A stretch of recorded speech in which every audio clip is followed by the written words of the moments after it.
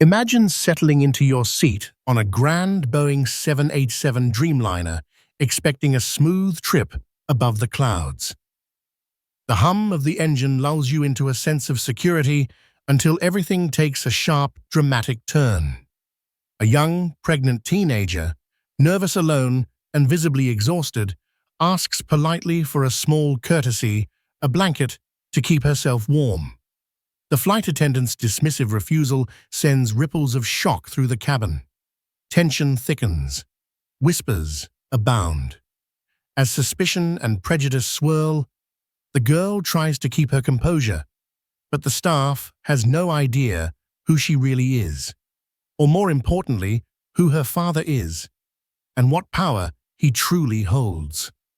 The sun cast its early morning glow upon Hartsfield-Jackson Atlanta International Airport, one of the busiest airports in the world, bustling with hurried travelers, dragging wheeled suitcases, couples bickering over boarding passes, and families wrangling excited children. Among these crowds was 17-year-old Danielle Taylor, a soft-spoken young woman with dark, worried eyes and a petite, pregnant belly just beginning to show.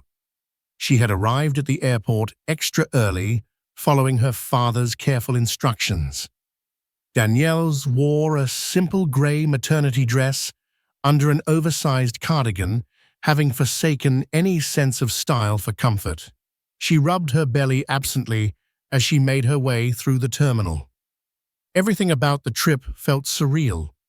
Over her shoulder, she carried a small backpack with her travel essentials phone wallet, a beat-up novel, and some prenatal vitamins. At her father's gentle insistence, she was flying first class, a treat that felt both intimidating and luxurious for someone who typically tried to blend into the background. The flight was Delta Airlines Flight 492, a route from Atlanta to Los Angeles. Her father had requested she come visit him in LA for a routine checkup with a specialist, wanting the best medical care money could buy. But Danielle felt uneasy about it. She was used to living a relatively normal life with her mother in Atlanta.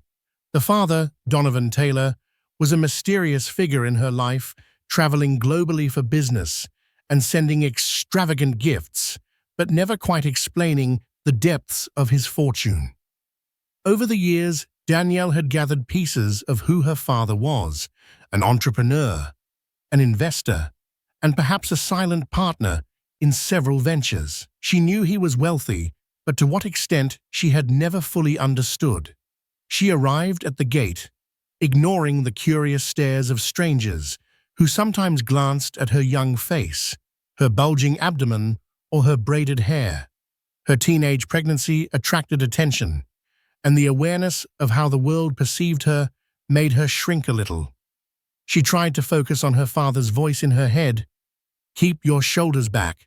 Look them in the eye. You are worthy." Boarding began soon after, and Danielle was among the first passengers called for the premium cabins.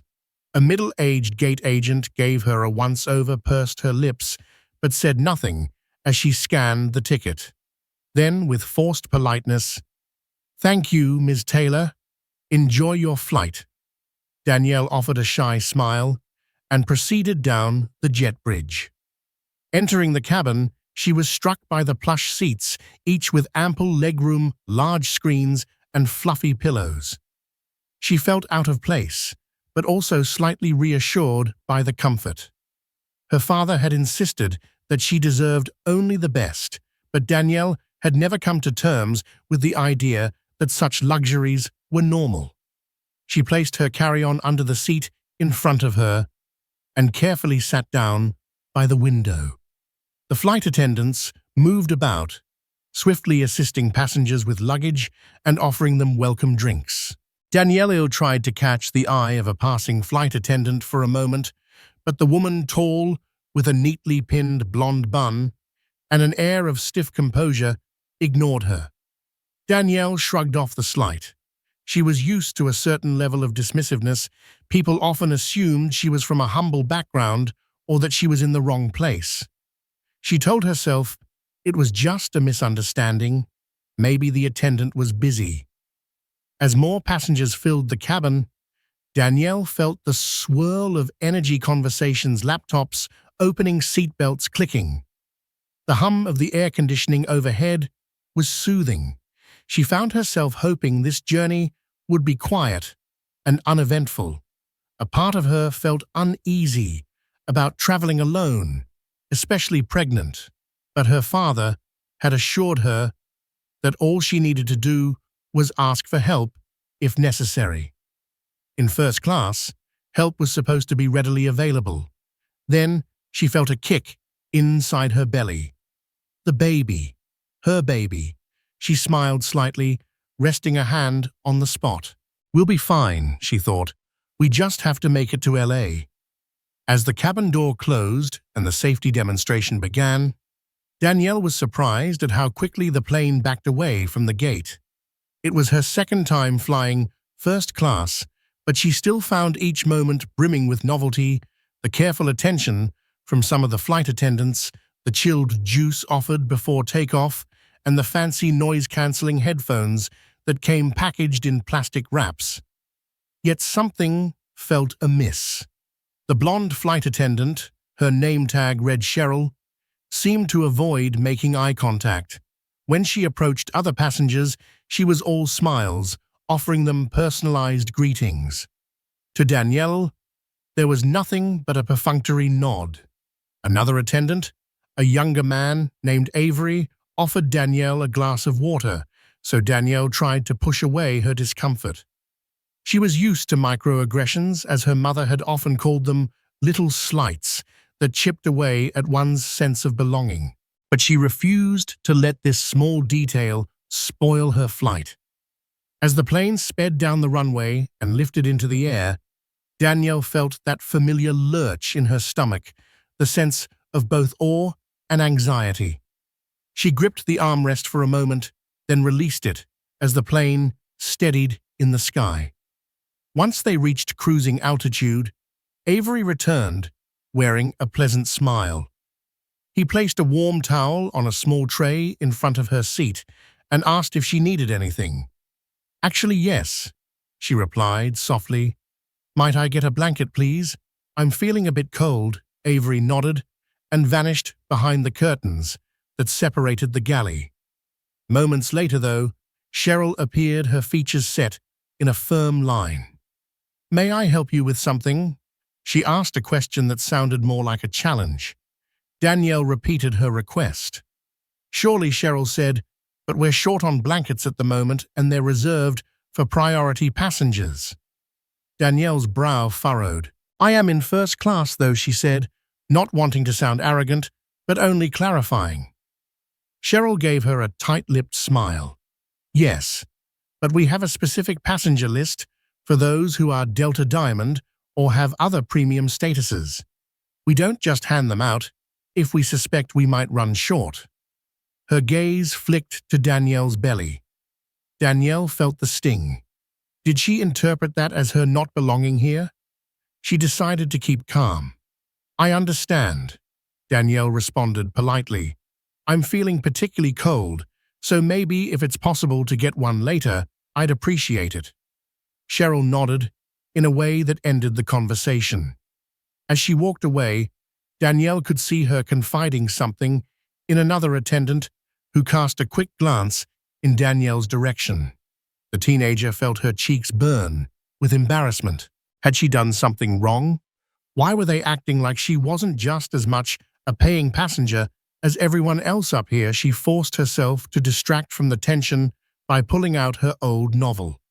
If she couldn't have a blanket, she would at least try to get engrossed in something else. It was an aging copy of Toni Morrison's The Bluest Eye, a book her mother had given her, and it never failed to take her into a realm of deep reflection. But she couldn't concentrate fully.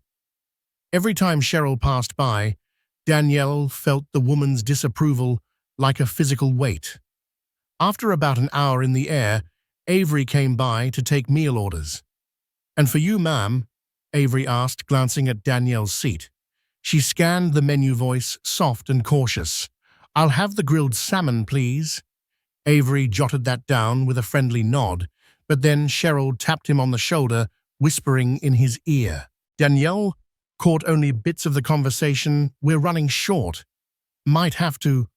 Her words trailed off, drowned by the hum of the engines. When mealtime arrived, the other passengers in the first-class cabin received precisely what they had ordered: succulent-looking beef medallions, aromatic roasted chicken, or delicately spiced salmon fillets. When it came to Danielle, she was presented with a tray that contained the vegetarian pasta dish. Confused, Danielle asked, "Pardon me, I ordered the salmon. Is that still available?"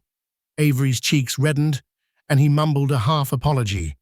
"I'm sorry, we might have run out. Ms. Cheryl said there wasn't an extra salmon portion." Then he hastily moved on. Danielle felt disheartened, but still tried to remain polite. Perhaps the airline truly did run short.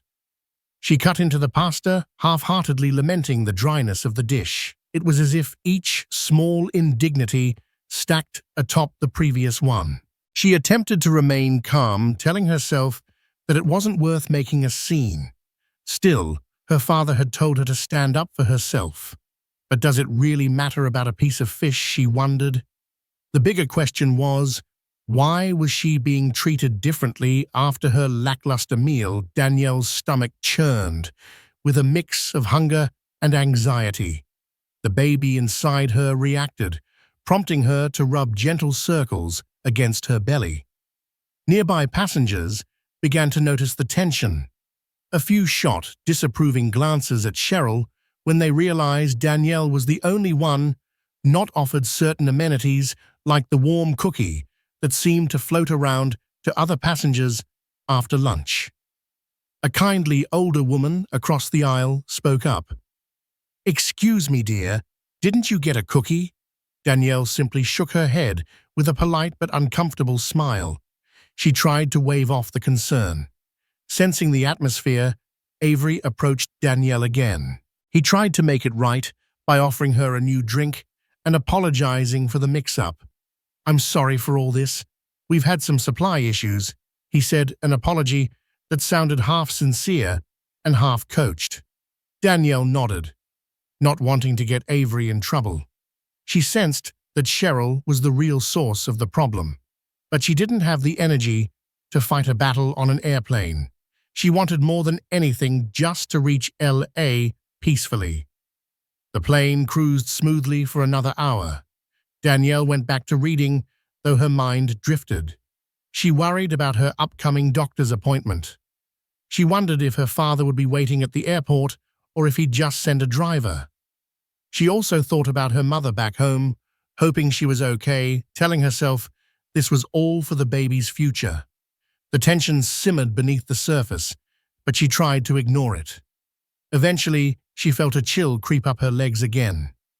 Pressing the call button, she waited. Avery stepped over. She whispered, "I'm really cold. Do you think I can get that blanket now? My father said I need to keep warm for the baby's sake." Avery seemed genuinely sympathetic. "I'll go check," he promised. Not 2 minutes later, Cheryl stormed up the aisle, face tight with annoyance. She leaned down, her voice barely controlled. "You can't keep asking for special treatment. We've already told you about the blanket situation." Danielle's eyes watered. She felt singled out. She had asked politely for a very normal courtesy, especially in first class. "But I'm pregnant," she replied, her voice trembling slightly, "and I'm feeling cold." Cheryl folded her arms. "We have a policy. Passengers who are Diamond Medallion members are guaranteed a blanket. Others, if we're short, will have to do without. We can't make exceptions for everyone who claims to have a special circumstance." Her eyes flickered pointedly at Danielle's belly, and Danielle felt the implied judgment. A hush fell over the first-class cabin. Several passengers turned to look. One gentleman in a suit frowned openly at Cheryl, but said nothing. Another woman tried to catch Danielle's eye as if to offer silent comfort. Danielle's breath caught in her throat. She felt tears threatening to spill, but she blinked them away, determined not to lose her composure. She forced a soft, "Okay, I understand." Cheryl sniffed, then briskly walked away. Avery lingered by Danielle's seat, an apologetic expression on his face. "Let me see if I can figure something out," he whispered. Danielle offered a small nod, unwilling to speak further, lest her voice betray how hurt she felt. After Avery left, Danielle sank into her seat, hugging her cardigan tighter. She felt entirely alone, even though people around her were noticing the injustice. She wondered, is it because I'm young? Or is it because I'm black? Or both? She recalled her mother's warnings that the world would not always greet her kindly, that she had to stand firm in her own worth. But it was one thing to hear warnings. It was another thing to experience prejudice head-on. The flight continued in that uncomfortable vein. Cheryl avoided Danielle altogether, except for brief glances loaded with judgment. Avery tried discreetly to do small acts of kindness, offering an extra glass of water, a small bag of nuts, anything to help. But it didn't change the fact that Danielle felt unwelcome. As the flight progressed, the tension seemed to ripple beyond Danielle's seat. The older woman across the aisle, who identified herself as Mrs. Clark, leaned over to Danielle. "Honey," she whispered, "I'm so sorry for the way that attendant is treating you. It's not right." Danielle tried to reassure her. "It's okay, ma'am. Thank you." But a single tear escaped down her cheek, betraying the truth of how not okay it really was. Danielle turned to the window, gazing at the clouds below, trying to steady her breath. She reminded herself that she would see her father soon. Somehow, everything would work out. If only I could make it through this flight. In Los Angeles, Donovan Taylor paced across the tarmac of a private aviation hangar at LAX, flanked by his assistant, Carla, and his corporate lawyer, David. Donovan was a tall man in his mid-40s, impeccably dressed in a custom-tailored suit. He glanced at his watch. Danielle's flight would land soon. But he also had urgent business matters brewing. A major announcement was pending. Donovan had quietly become the largest shareholder in a consortium that had just acquired a significant portion of Delta Airlines' stakes. The final paperwork was signed a day ago. In essence, Donovan now had considerable influence within the airline, though the public was still in the dark about his identity or the extent of his holdings. He had initially insisted Danielle fly privately. He owned a sleek Gulfstream G650 for such occasions. However, Danielle had demurred, not wanting to seem too privileged or to raise more questions among her peers at school. She also felt slightly uncomfortable taking private jets while her mother lived a modest life back in Atlanta. So Donovan respected her choice, albeit with reluctance, and arranged for her first-class ticket. He had quietly instructed the airline's VIP services to ensure her every comfort. The last message he'd received from the Delta liaison was that everything was set for a smooth, pleasant flight. Unaware of the drama unfolding in the sky, Donovan continued his day's business. Carla, a petite and efficient woman in a neat blazer, stepped up. "Sir, I have the final contract from the corporate team. They want your signature before the news goes public." Donovan accepted the papers and scanned them. "Everything looks in order." Carla nodded. David, the lawyer, added, "This cements your place on the board. No one can push you aside now, Donovan." He nodded, but there was a flicker of concern in his eyes. "I only want enough influence to ensure that standards remain high," he said. "Service is everything. If I'm investing in an airline, I want the best treatment for every passenger, especially those who might need extra care." Donovan's mind drifted to Danielle. She was young, pregnant, and traveling alone. His paternal instincts told him to protect her, to ensure no one ever looked down on her because of the circumstances of her birth or the color of her skin. Handing back the signed paperwork, Donovan exhaled. "I want regular updates from the airline's operations. If there's any dissatisfaction from passengers, I want to know." Carla nodded vigorously. "Of course, sir." Moments later, a buzz from Carla's phone indicated Danielle's flight was on time. Donovan's face softened. Excitement replaced his businesslike demeanor. "Great. Let's head to the arrivals area," he said. "I don't want Danielle waiting around. We'll bring her here to the hangar, and from there we'll head to the doctor." Back on the plane, turbulence rattled the cabin, causing a few gasps from passengers. Danielle clutched her armrest, feeling queasy. She pressed the call button again, hoping for some ginger ale or assistance. This time, she braced herself, worried that Cheryl would be the one to respond. To her relief, Avery appeared, a kind expression on his face. "Rough patch of air," he said, trying to reassure her. "Would you like some ginger ale or crackers?" "Yes, please," Danielle replied softly. She watched as Avery disappeared behind the curtain. As she waited, she overheard whispers from the row behind her. "She's so young," one voice said. Another replied, "The flight attendant is being rude. She asked for a blanket, for crying out loud." Danielle swallowed hard, wishing she could vanish into the seat. Avery returned with a cup of ginger ale and an unopened pack of crackers. "Let me know if you need anything else," he said, handing them over. "Actually, is it possible to get a pillow at least?"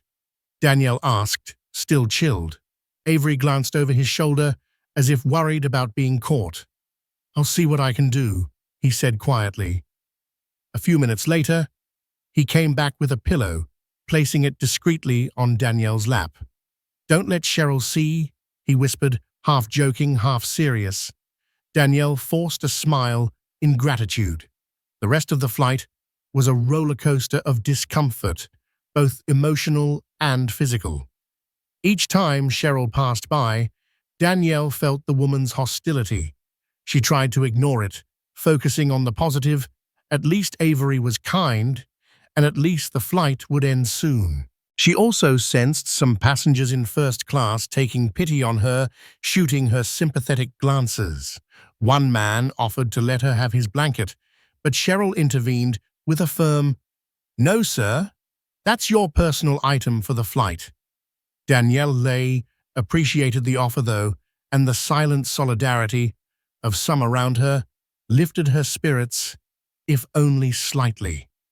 In the final hour of the flight, a small piece of Danielle's father's plan began to unfold. The pilot's voice crackled over the intercom. "Ladies and gentlemen, this is Captain Tom Henderson. We hope you've enjoyed your flight with Delta. A quick note of appreciation. We have a special passenger in first class today. Although the details are hush-hush, we're celebrating a new partnership that will bring great improvements to our airline in the near future. We can't say much yet, but we want to extend a very warm welcome to the family member of someone who's done a lot for us behind the scenes." Danielle felt her pulse quicken. Was that about me? She recalled how her father had hinted he had some arrangement with Delta, but Cheryl's expression was sour, as if she suspected the announcement might concern the young woman she'd been slighting. Danielle, however, didn't want to presume. She sipped her ginger ale anxiously, awaiting the landing. When the wheels touched down at LAX, Danielle released a shaky breath she'd been holding. She was desperate to escape the confined space where she had felt so belittled. As the plane taxied to the gate, Cheryl made one final pass through the aisle with the seatbelt checks. She paused near Danielle, giving her a tight smile. "I trust you had a pleasant flight," she said, the sarcasm dripping so thick that Danielle almost shivered. Avery, close behind, looked mortified but couldn't intervene. Danielle opened her mouth, but no words came out. Instead, she just nodded, not wanting to escalate matters. The plane docked at the jet bridge, and the seatbelt sign switched off. As soon as the door opened, a few eager passengers stood up to retrieve their belongings. First class usually deplaned first, so Danielle tried to gather her backpack quickly. Her hands trembled, a combination of relief and lingering frustration. She was about to step into the aisle when she heard a calm voice from behind. "Let's just wait for the crowd to clear a bit, dear." It was Mrs. Clark, the older woman, who had shown concern. Danielle nodded, grateful for the guidance. Cheryl was at the front of the cabin, bidding goodbye to departing passengers. When Danielle approached, the flight attendant turned her body slightly, barely acknowledging her. It wasn't until Mrs. Clark cleared her throat pointedly that Cheryl offered a forced, "Take care" to Danielle. Still, it was a last, humiliating stab. Danielle averted her eyes and stepped out into the jet bridge. As she emerged into the terminal, the swirl of Travelers' Gate agents and overhead announcements felt overwhelming. Then she saw a sign with her name on it. Danielle Taylor. A tall, suited man held it, accompanied by an airport liaison wearing a Delta badge. The suited man introduced himself as James, her father's personal driver. "Ms. Taylor." He greeted, a warm smile crossing his face. "Your father's waiting for you at a private terminal. Please come this way." The Delta liaison looked flustered, as though unsure how to handle a VIP scenario that had not been fully briefed to the gate staff. Cheryl, who had exited the plane behind them to speak with the gate agent, looked on with a puzzled expression. Mrs. Clark, passing by, gave a tight nod to Danielle as if to say, "You see, everything will work out." Danielle mustered a small smile and followed James. On the walk through the corridor, Danielle's mind raced. She couldn't wait to tell her father about Cheryl's behavior, but at the same time, she didn't want to sound like she was complaining. Her father had raised her to be strong, to pick her battles. Then again, this had been so blatantly unfair. A few minutes later, Danielle found herself in a sleek black SUV heading toward a private hangar on the other side of the airport. She noticed the cluster of private jets and well-dressed pilots walking around. She felt a twinge of guilt. This is such a different world. She consoled herself, though, that her father just wanted the best for her and the baby. She was escorted into a well-lit private lounge, and there he was, Donovan Taylor, standing at the window, phone in hand. When he turned and saw his daughter, his face broke into a broad smile. He strode across the room and enveloped her in a gentle hug, mindful of her pregnancy. "My sweet girl," he murmured, "how are you? How was your flight?" Danielle leaned into him, suddenly fighting back tears. "It's good to see you, Dad," she whispered. "The flight was interesting." Donovan pulled back, searching her eyes. "What happened? Did you feel okay?" Before Danielle could answer, Carla stepped in. "Sir, I've arranged for the car to take you both straight to Dr. Green's office once you're ready." Donovan nodded. "Thank you, Carla." He then led Danielle to a plush couch, guiding her gently by the shoulders. "Tell me everything he said. I want to make sure you're okay." Danielle began to recount her experience, from asking for a blanket to the repeated refusals and the humiliations. As she spoke, Donovan's expression darkened, his jaw set in quiet anger. Carla, standing nearby, looked equally appalled. David, the lawyer, stepped in from another door, just as Danielle was finishing her story. He listened, grave-faced. "So you were denied basic courtesy in first class," Donovan repeated, his voice dangerously calm. "By a flight attendant named Cheryl." Danielle nodded. "I tried to handle it, Dad, but it was so—" She trailed off, tears pooling in her eyes. Donovan placed a reassuring hand on her shoulder. You did nothing wrong, he said firmly. This is unacceptable. Absolutely unacceptable. Carla cleared her throat. Sir, what would you like to do? Donovan stood up, radiating a quiet fury. For now, let's get Danielle to her doctor's appointment. But after that, we're going to have a talk with Delta management. He paused, remembering the final transaction that had just taken place. Actually, he corrected, we're not just going to talk. We're going to ensure that this never happens again. The following day, Donovan walked into a conference room at Delta's corporate offices in downtown LA. The space was a testament to corporate power. A large mahogany table, sleek chairs, and a panoramic window that overlooked the city skyline. Danielle, meanwhile, rested at Donovan's mansion in Beverly Hills, recovering from the emotional stress of the previous day and waiting for test results from her doctor. Seated around the conference table were several high-level executives, including the airline's CEO, Marjorie Caldwell, and a few vice presidents. They all rose respectfully when Donovan entered, accompanied by Carla and David. Until recently, none of them had met Donovan in person. They only knew of him as the mystery investor who had orchestrated a quiet but massive buy-in. Now, by holding the largest individual stake, Donovan was a major power broker in the airline. Marjorie, a composed woman in her early 50s, extended her hand. Mr. Taylor, it's a pleasure to finally meet you. We appreciate the confidence you've shown in Delta Airlines. Donovan returned the handshake, though his expression was cordial but grim. I'm here because I have an issue that needs urgent addressing, he said, taking a seat at the head of the table. The executives settled in, exchanging curious glances.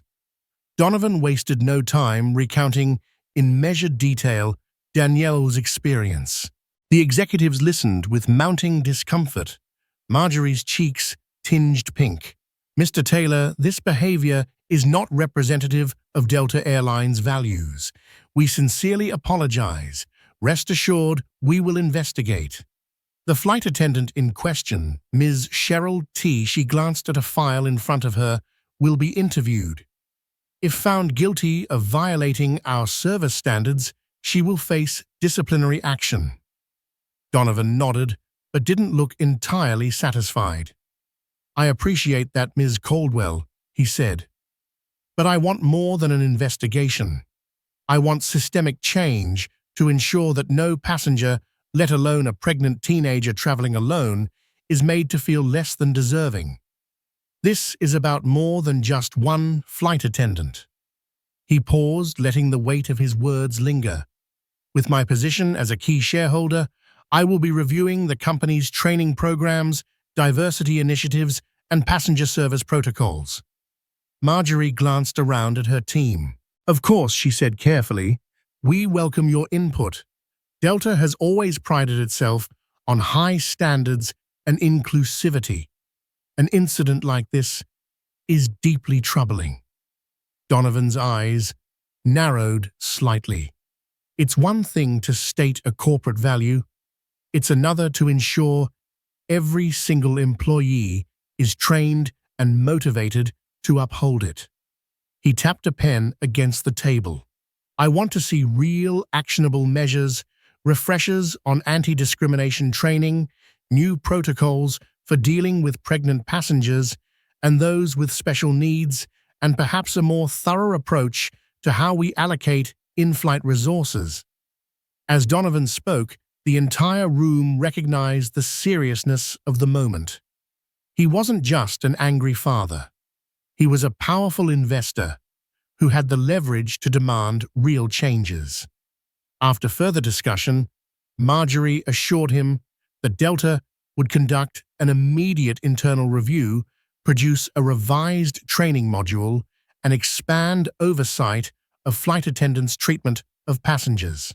Donovan agreed to hold off on any public statements until he saw the results of these measures. Before leaving, Donovan softened slightly. I'm not here to tarnish the airline's reputation. I chose to invest in Delta because I believe in its potential. Let's make sure that potential is realized for every passenger." While the executives convened in the boardroom, a separate meeting took place in human resources. Cheryl had been summoned.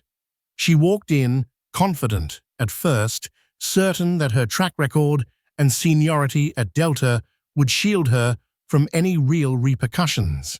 She had been with the airline for 10 years after all.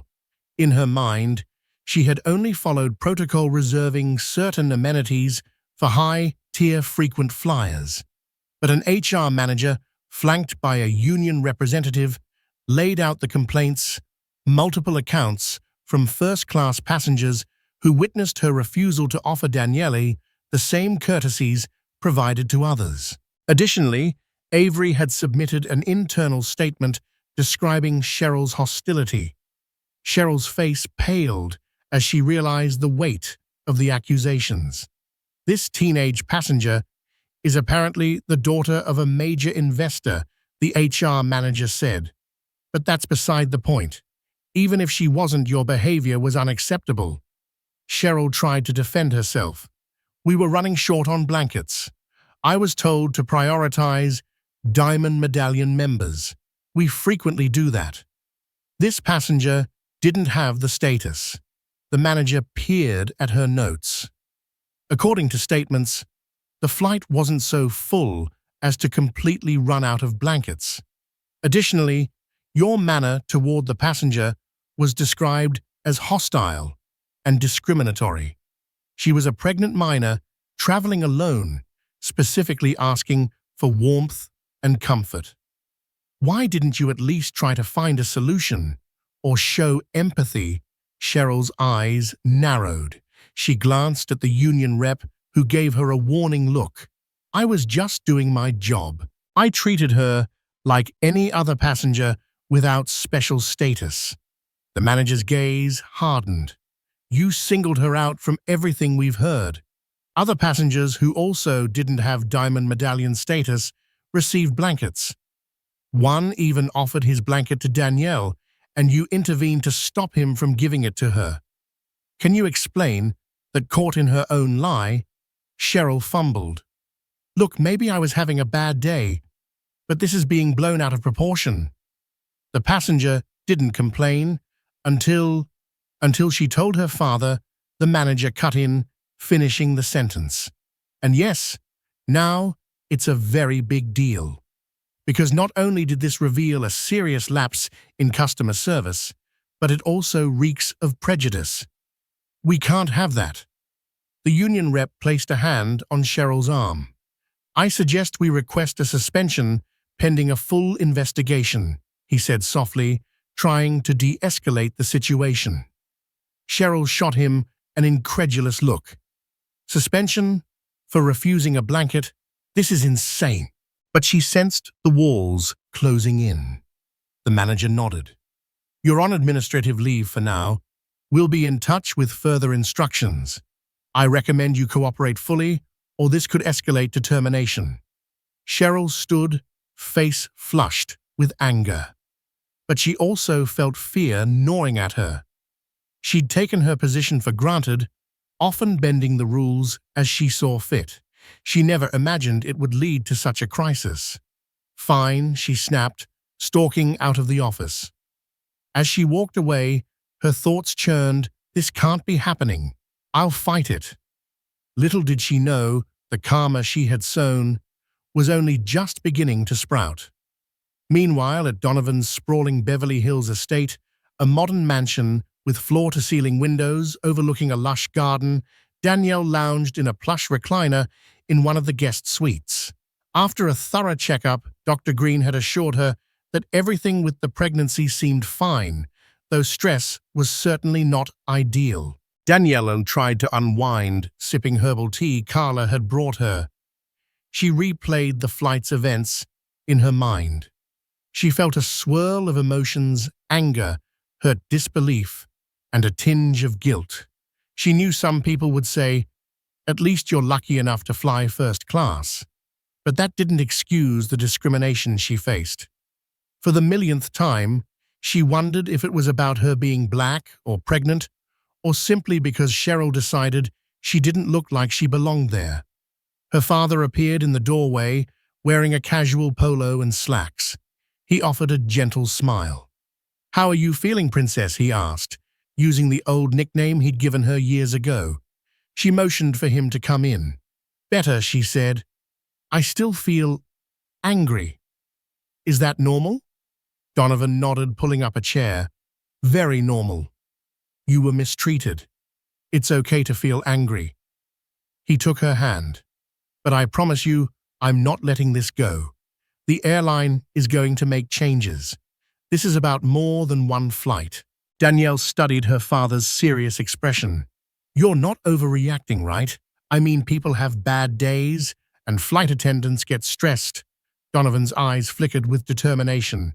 "Don't you apologize for her. It's not okay. We need accountability." He sighed, seeing her discomfort. "But we'll handle it in a way that brings positive change, not just punishment.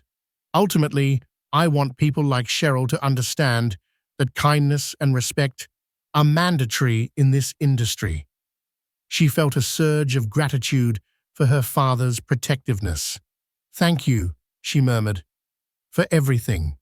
I sometimes forget how busy you are, and yet you drop everything to be here for me." He brushed a hand over her braids. "You and the baby are my priority," he said. "No question about it." As the day wore on, Danielle rested binge-watching some of her favorite shows and caught up with her father about his life. She learned he wasn't just wealthy, he was one of the major shareholders in a broad portfolio of companies. But she saw a side of him that the world rarely saw: the gentle father who fussed over her, who remembered the little details of her childhood. Despite their physical distance, he clearly cherished her. And now more than ever, she felt that love tangibly. 2 days later, a whirlwind of media activity hit Delta Airlines. An internal memo leaked, revealing that a significant shareholder rumored to be Donovan Taylor was outraged about the mistreatment of his pregnant daughter on a recent flight. Journalists picked up the story, fueling speculation that major shakeups in Delta's management were coming. The company scrambled to do damage control, issuing a public statement that they take all complaints seriously and do not tolerate discrimination of any kind. On social media, hashtags started trending: #BlanketGate and Delta Daughter. Thousands of users weighed in with their own airline horror stories. Some directed outrage at Delta, calling for better training. Others tried to downplay the incident, accusing Danielle of being entitled. But many voices sympathized, pointing out that a pregnant teenage girl, especially a woman of color, deserved compassion and courtesy. Donovan, from his LA office, monitored the situation with measured composure. "I didn't intend for this to become a public spectacle," he told Carla and David. "But now that it is, we have to use it as a catalyst for something better." Carla nodded. "The best approach might be to issue a statement from your side, clarifying the facts and emphasizing the need for systemic improvement." David agreed. "We can't let the narrative spiral out of control. The media is fixated on the drama. They want a villain. Right now, it's that flight attendant." Donovan exhaled. He didn't particularly relish ruining Cheryl's life, but accountability was necessary. "Prepare a statement," he told Carla, "but keep it straightforward. This isn't about personal revenge. It's about ensuring no passenger experiences what Danielle did. Make that clear." Later that evening, Donovan's statement went public. It explained that his teenage daughter, traveling in first class, was repeatedly denied basic amenities and treated with hostility. It clarified that this wasn't an isolated problem, but indicative of a larger issue in how airlines train staff to recognize and address unconscious bias. The statement concluded with a call for respect, empathy, and better protocols across the entire aviation industry. Cheryl found herself at the center of an unexpected maelstrom. As the media dug deeper, they identified her by name. She woke up one morning to a barrage of hateful messages on her social media accounts. Anonymous profiles hurled insults at her, calling her racist, heartless, and more. Her phone wouldn't stop buzzing with notifications. Old acquaintances reached out, demanding explanations. Some posted screenshots of her earlier online comments, ones that revealed questionable attitudes. Her world began to collapse. Her suspension from Delta turned into a formal termination.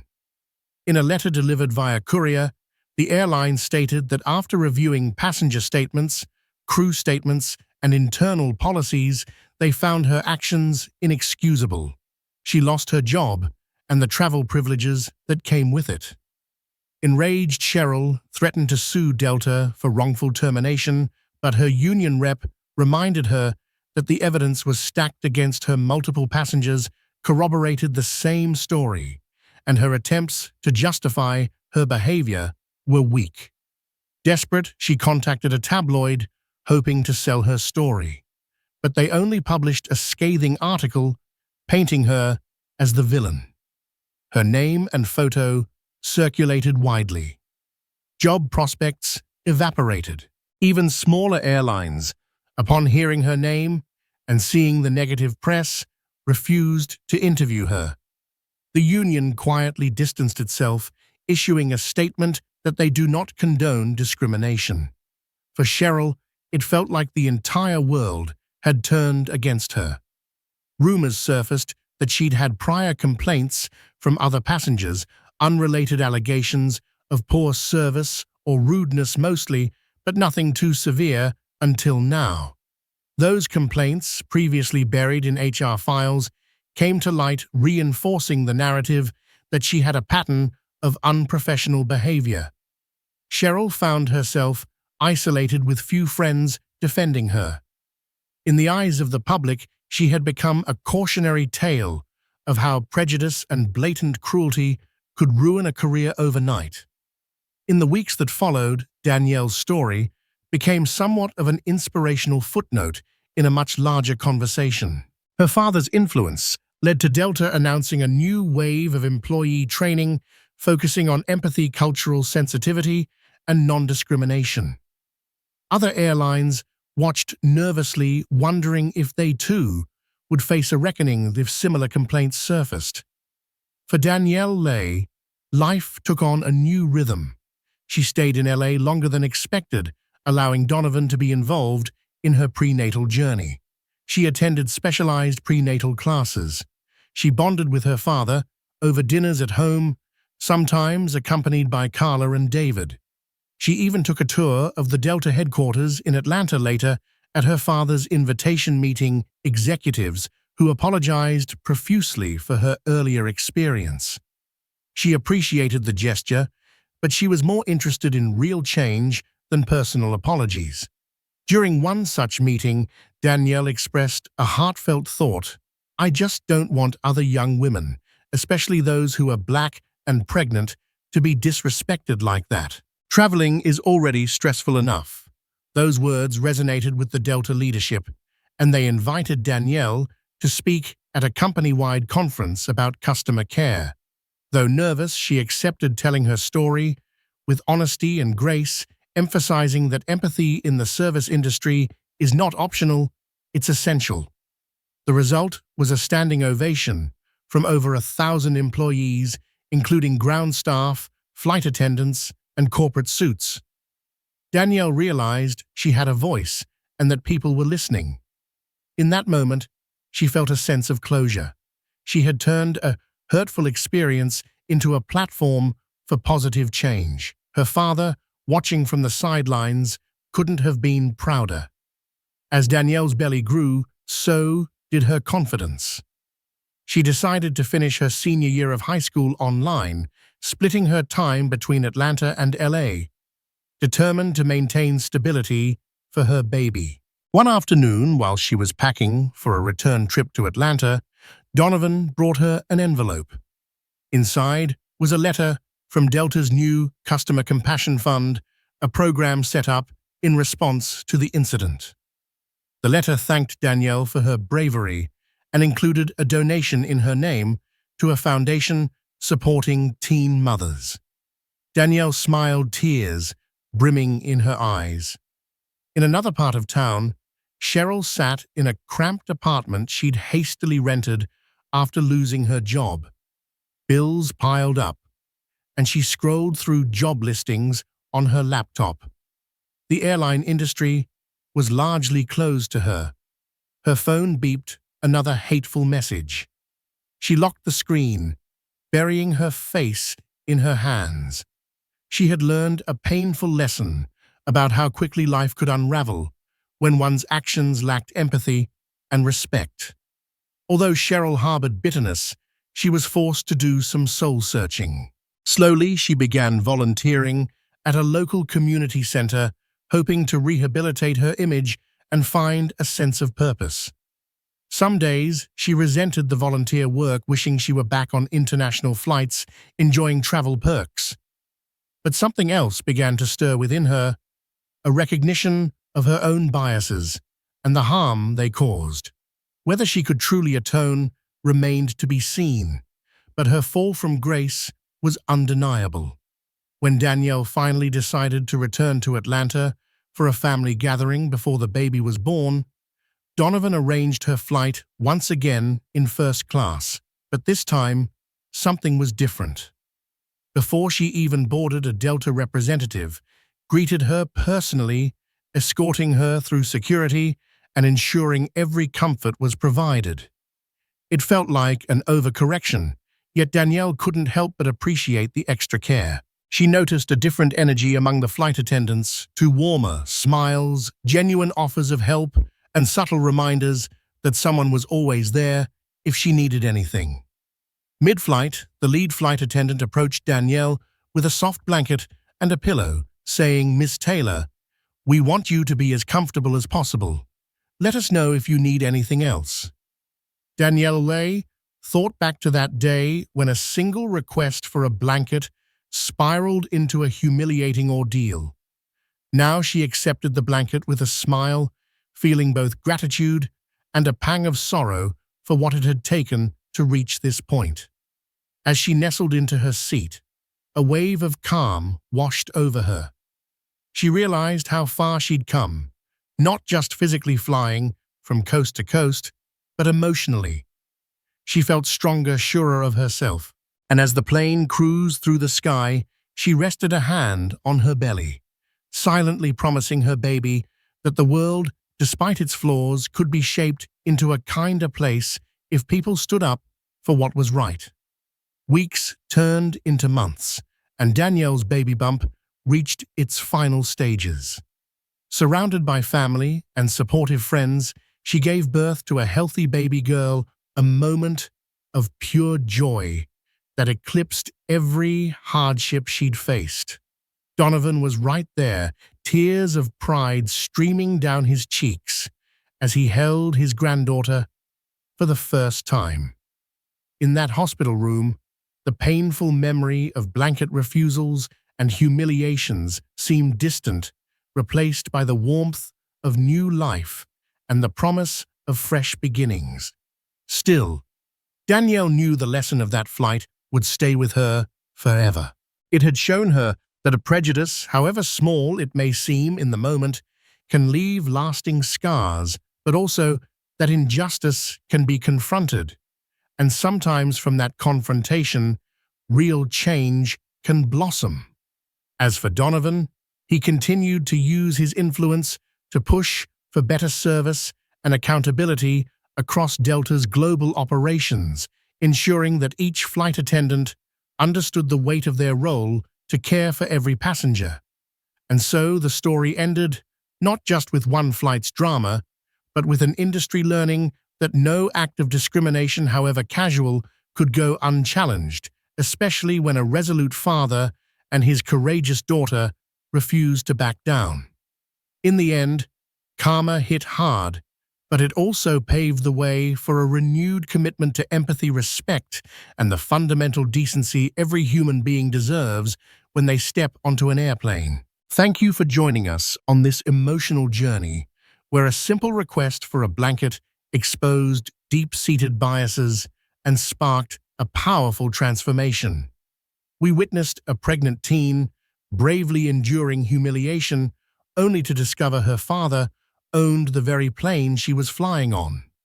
Through confrontation and determination, real changes were made to ensure that all passengers, regardless of their status or appearance, receive respect and dignity.